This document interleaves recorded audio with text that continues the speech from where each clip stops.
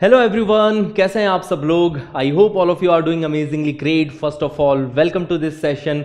This session is about how to score 95 plus percentage in your class 12th board.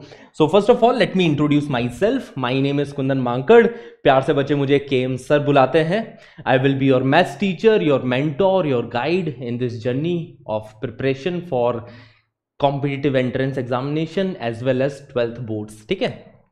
I am a graduate from IIT BHU। IIT BHU से मैंने अपनी graduation करी है। It's been more than 7 years since I been teaching so many amazing kids like you for the JEE mains and JEE advance examination.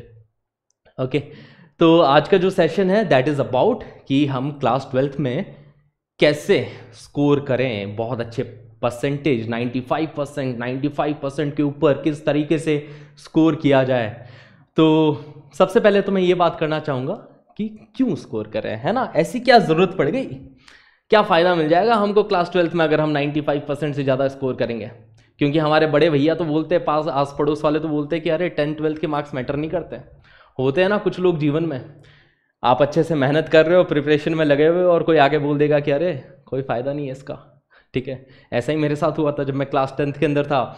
और class 9 से जब आप class 10th में आते हो तो बहुत सीरियस हो जाते हो कि अरे बोर्ड एग्जामिनेशन है, बोर्ड एग्जाम के लिए हमें अच्छे से पढ़ना है। ठीक है, so I was very very serious about my class 10th board examination. Starting के 4-5 महीने बहुत अच्छे से मेहनत भी करी मैंने और कर भी रहा था। फिर हमारे पड़ोस में एक भैया रहते थे, उन्होंने बोल दिया कि बेटा कोई फ़ायदा नहीं है, कोई नहीं देख रहा 10th-12th के मार्क्स तुम्हारे।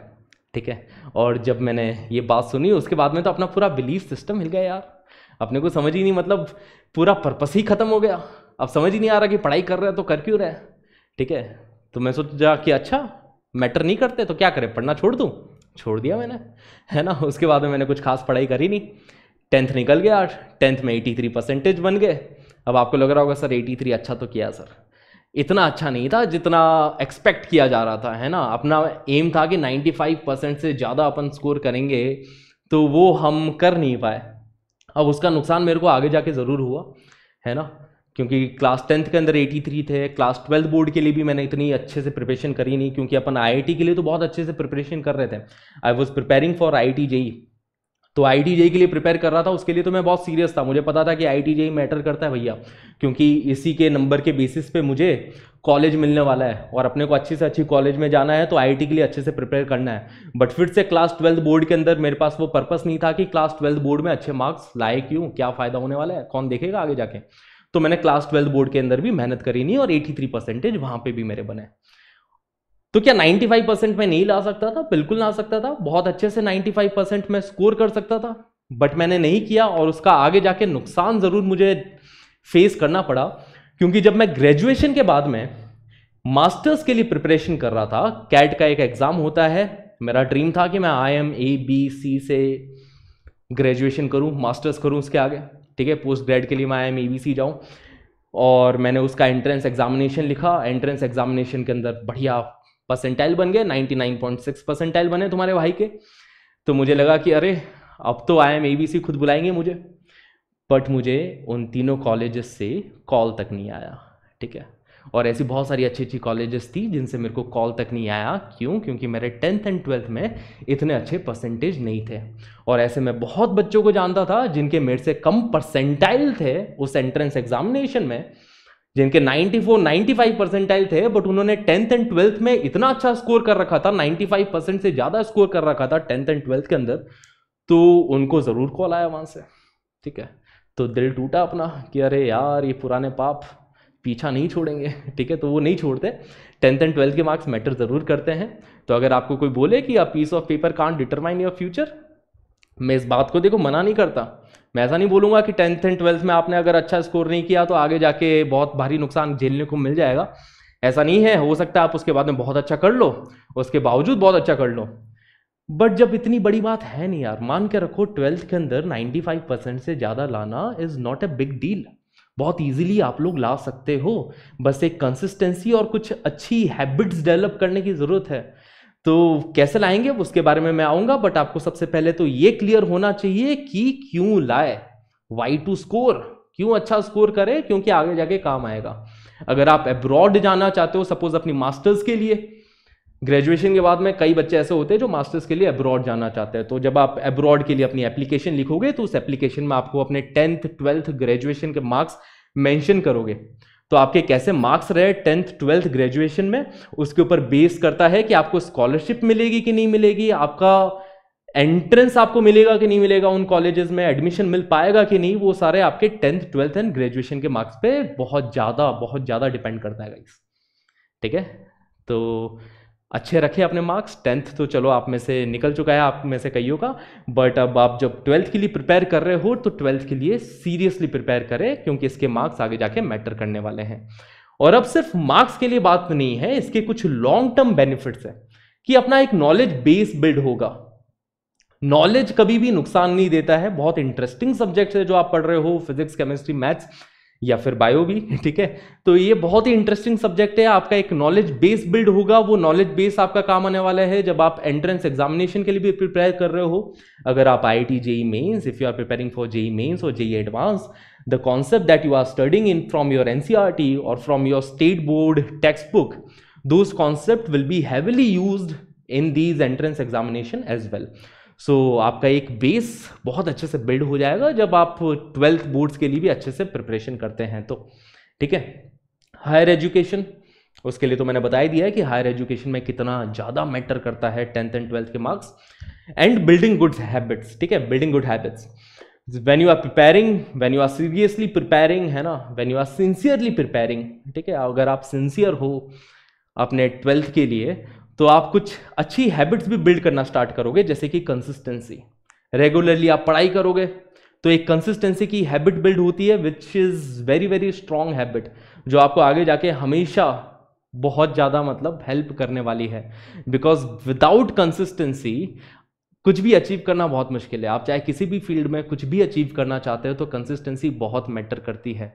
तो जब आप क्लास 12th के लिए सिंसियरली प्रिपेयर करेंगे तो आप कंसिस्टेंट रहोगे, और अगर आप कंसिस्टेंट रहते हो तो आगे जाके ये बहुत फ़ायदा मिलने वाला है इसका। ठीक है, तो ये तो बातें क्लियर हो गई कि क्यों स्कोर करना है, करना ही करना है। ठीक है, आगे जाके बहुत फ़ायदा मिलने वाला है इसका। ठीक है, और अभी भी बहुत फायदा मिलेगा, एक कॉन्फिडेंस बिल्ड होता है यार 12th के अंदर। अगर अच्छे परसेंटेज बन जाएंगे तो आप रोने तो वाले हो नहीं कि अरे यार सर 95 से ज़्यादा बन गए सर। ठीक है, ठीक है, अच्छा ही लगेगा ना यार, एक कॉन्फिडेंस बिल्ड होगा, मज़ा आएगा कि अरे वाह क्या परसेंटेज स्कोर किए हैं, है ना। माँ बाप को भी अच्छा लगेगा, पेरेंट्स भी बहुत खुश होंगे आपके। ठीक है, तो ज़रूर अच्छे से मेहनत करें।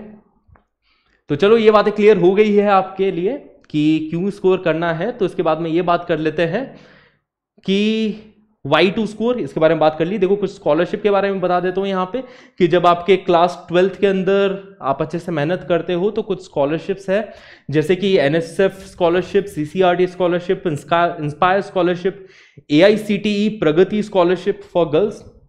तो ये कुछ ऐसी स्कॉलरशिप है जो कि आपके क्लास 12th के परसेंटेज के ऊपर आपको मिल सकती है। So if you score good in your class 12th you can get the scholarship as well. ठीक है, and if you want me to make detailed video on the scholarship, please let me know in the comment section. I will bring detailed videos on this scholarship as well. Okay, now where to start, कहाँ से शुरू करें, कैसे क्यों करना है, ये तो हमें क्लियर हो गया। अब कैसे करना है इसके ऊपर भी आ जाते हैं। ठीक है, तो पहला कदम आपका यह है कि take interest in your subject. सबसे पहला कदम तो यही है कि यार अपने को इंटरेस्ट आना चाहिए अपन जो सब्जेक्ट्स पढ़ रहे हैं। अगर फिजिक्स, केमिस्ट्री, मैथ्स के बारे में बात करूं तो ये बहुत ही इंटरेस्टिंग सब्जेक्ट है। एक एक चैप्टर इसका बहुत इंटरेस्टिंग है। तो मैं ऐसा नहीं बोलूँगा कि ये चैप्टर छोड़ लो, ये चैप्टर प्रिपेयर कर लो, हर चैप्टर करो यार, हर चैप्टर में अच्छे से इंटरेस्ट लो। क्योंकि जब मेरे को याद है जब मैं 12th में था तो मेरे को मैट्राइसिस इतना इंटरेस्टिंग सब्जेक्ट, मतलब इतना इंटरेस्टिंग टॉपिक लगा नहीं था। मैट्राइसिस आता है क्लास 12th के अंदर, तो वो मुझे इतना इंटरेस्टिंग नहीं लगा था। बट आगे जाके जब मैं ग्रेजुएशन कर रहा था तो वहाँ पे मेरे को समझ में आया उस टॉपिक की इंपॉर्टेंस। तो हर एक टॉपिक में इंटरेस्ट के साथ पढ़ाई करें, क्योंकि ये आगे जाके आपके काम आने वाले हैं। So this is your first step कि take interest in your subject. Second thing, be passionate about your subjects. आपके जो सब्जेक्ट्स है उसके लिए आप बहुत पैशनेट रहें। ठीक है, कि वो बेस्ट सब्जेक्ट है वर्ल्ड में। अगर आप मैथ्स पढ़ रहे हो तो मैथ्स ऐसे पढ़ो कि अरे हमें नॉलेज चाहिए इसके अंदर। तो ये पहला स्टेप है, अच्छा स्कोर आप कर ही लोगे। अगर आपको नॉलेज है तो स्कोर अपने आप आ जाएगा, स्कोर खुद आपके पीछे भाग के आएगा उसके बाद, ठीक है। The third thing, know your exam. 12th board के लिए प्रिपेयर कर रहे हैं तो 12th बोर्ड के बारे में हमें पता होना चाहिए कि पास्ट ईयर क्वेश्चन पेपर में किस टाइप के क्वेश्चंस पूछे गए हैं। तो पास्ट ईयर के क्वेश्चन पेपर्स देख लें, सिलेबस पूरा अच्छे से देख लें, एंड स्टैंडर्ड रेफरेंस बुक्स जैसे कि एनसीईआरटी हो गई, या फिर आपके स्टेट बोर्ड की जो बुक्स हो गई, या फिर कुछ स्टैंडर्ड रेफरेंस बुक्स है जैसे मैथ्स के लिए आर डी शर्मा है, तो ऐसी बुक्स हो गई। तो बट मैं एनसीईआरटी के बारे में तो ये बोल देता हूँ गाइस कि एक क्वेश्चन एनसीईआरटी का हमको अच्छे से आना चाहिए, एक एक सवाल इंपॉर्टेंट है, ठीक है। जितने भी सवाल है एनसीईआरटी के बहुत अच्छे से कर लो, बहुत इजीली मार्क्स बन जाएंगे। 95% से ज़्यादा लाना इतना मुश्किल नहीं रहेगा अगर आपके एक एक क्वेश्चन क्लियर है, ठीक है। तो हम हर एक सवाल अपनी एनसीईआरटी टेक्स्ट बुक का अच्छे से आना चाहिए गाइस, ठीक है। नाउ सम क्विक टिप्स कि डोंट इग्नोर इंग्लिश। ये कुछ ऐसी बातें हैं, है ना, जो मैंने इग्नोर कर दी थी। मैंने इंग्लिश को बड़ा इग्नोर कर दिया था, तो उसका नुकसान हुआ था मुझे, ठीक है। फिजिक्स केमिस्ट्री मैथ्स तो मेरी अच्छी थी, और आप में से भी कई लोग जो एंट्रेंस एग्जामिनेशन की प्रिपरेशन कर रहे हैं, जेई मेंस या जेई एडवांस की प्रिपरेशन कर रहे हैं, तो फिजिक्स केमिस्ट्री मैथ्स उनकी स्ट्रांग रहती है।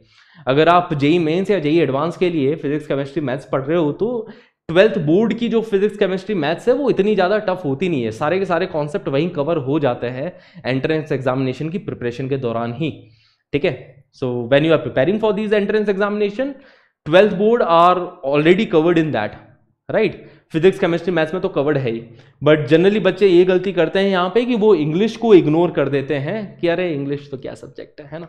मैंने बहुत इग्नोर किया था इंग्लिश को, तो उसका मेरे को नुकसान भी मिला था, ठीक है। जब रिजल्ट आ रहा था तो मेरे को बड़ा डर लग रहा था कहीं इंग्लिश में फेल ना हो जाऊँ। फिजिक्स केमिस्ट्री मैथ्स में तो बड़ा कॉन्फिडेंट था कि हाँ इसमें तो 90 से ऊपर ही बनने हैं, और 90 से ऊपर बने भी, मेरे तीनों में 90 से ऊपर बने, ठीक है। बट इंग्लिश को लेके मुझे डर लग रहा था कहीं फेल ना हो जाऊँ, बट चलो फेल तो नहीं हुआ उसमें, ठीक है। उसमें 60 के आसपास मेरे मार्क्स बन गए थे, बट डर बड़ा था कि अगर इंग्लिश में फेल हो गए तो भारी बेइज्जती हो जाएगी फिर, कि अरे आईआईटी निकाल लिया, इंग्लिश फेल हो गया, तो बड़ा दुख हो जाएगा, है ना, दिल टूट जाएगा उसके बाद, ठीक है। तो इसलिए इंग्लिश को बिल्कुल इग्नोर ना करें, इंग्लिश पढ़े, कहानियों की तरह पढ़ लो यार इंग्लिश को। इंग्लिश आगे जाके भी आपके काम आने वाली है ही, ठीक है। आगे जाके आप अगर इंटरव्यूज़ के लिए बैठोगे क्लास 12th के बाद में, जब आप जैसे कॉलेज के अंदर है, तो जब आप इंटरव्यूज़ के लिए प्रिपरेशन कर रहे हो तो वहाँ पे इंग्लिश हमारे बहुत अच्छे से काम आती है, तो इंग्लिश पे अच्छे से फोकस करें। मेक हैंड रिटन नोट्स, अपने खुद के हैंड रिटन नोट्स होने चाहिए हर एक सब्जेक्ट के। वो हैंड रिटन नोट्स बहुत काम आते हैं, वो आपके लिए खुद का एक खजाना है, एक बहुत बड़ा एसेट है आपका। तो जब भी आप कोई टॉपिक पढ़ रहे हो तो उसके खुद के हैंड रिटन नोट्स बने, और नोट्स बनाने के बाद उसको टाइम टू टाइम इंप्रूव भी करते रहे। जितनी बार आप रिवीजन करोगे, और रिवीजन मस्ट है गाइस, रिवाइज मल्टीपल टाइम्स। देखो ऐसा नहीं है कि एक बार पढ़ लिया और वो चीज़ें याद रहेगी, ऐसा किसी को नहीं होता, मुझे भी नहीं हुआ था। जब भी आप पढ़ते हो तो बार बार रिविजन करना पड़ता है हमें, ठीक है। तो इस एक्सपेक्टेशन के साथ ना चले कि एक बार पढ़ लेंगे उसके बाद में वापस पढ़ने की जरूरत नहीं है। रिवीजन मस्ट है। जितनी बार आप रिवाइज करते हो, जितनी बार आप अपने नोट्स के थ्रू गुजरते हो, तो कुछ नई बातें जानने को मिलती है ना। तो रिवाइज करें। जब भी आप कोई क्वेश्चन करो रिवीजन के लिए, मैं आपको एक टिप बता देता हूं जो मैं यूज किया करता था, कि कितनी चीजें मुझे याद है, कितनी चीजें मैं रिटेन कर पाया, कितनी चीजें मैं भूल गया। इसको चेक करने के लिए जब भी मैं रिवाइज कर रहा होता था अपने नोट से, तो क्वेश्चन को देखता था, सॉल्यूशन को छुपा लेता था। सॉल्यूशन को छुपा के क्वेश्चन देखा, क्वेश्चन खुद से करने की कोशिश करी। अगर वो आंसर आ गया तो मैंने मतलब याद रहा, अगर आंसर नहीं आया तो उसको मैं, है ना, हाईलाइट कर दूंगा उस क्वेश्चन को, कि इसको फिर से देखेंगे, कभी और देखते हैं, कभी और फिर से देखते हैं, पता चले कि फिर से भूले कि नहीं भूले। तो ये टेस्ट करने के लिए फिर से उस क्वेश्चन को आगे जाके मैं जरूर देखता था। Okay guys, now in the end work hard and have fun while doing it. अच्छे से मेहनत करे। 12th बोर्ड्स के लिए जो आपकी एनसीईआरटी है या फिर आपके स्टेट बोर्ड की जो टेक्स्ट बुक है, पूरा मतलब एक एक क्वेश्चन हमें बार बार करना है, अच्छे से करना है। और अगर हमने ये अच्छे से कर लिया, उसके बाद में 95% से ज़्यादा लाना कोई बड़ी बात है नहीं। ये लिख के रख लो मेरी बात, कि बहुत ईजी है क्लास 12th में अच्छा स्कोर करना। 10th से बहुत ईजी है गाइस। अगर आपने 10th में कम भी स्कोर किया है तो मैं बता दूं 12th में अच्छा स्कोर करना बहुत ज़्यादा इजी है। तो सबसे पहले बिलीव इन योर सेल्फ, अपने ऊपर भरोसा रखे, है ना, अपने ऊपर भरोसा रखे कि आप लोग कर लोगे और बिल्कुल करोगे, ठीक है। तो इसी भरोसे के साथ मेहनत करते रहें, work hard and have fun यार, मजे से मेहनत करो। So that's it for this session. Thank you so much for being a part of this session, guys. See you in the next one. Till then, this is your master teacher Kundan Mankad signing off. Take care. Tada. Bye bye. Have a great day.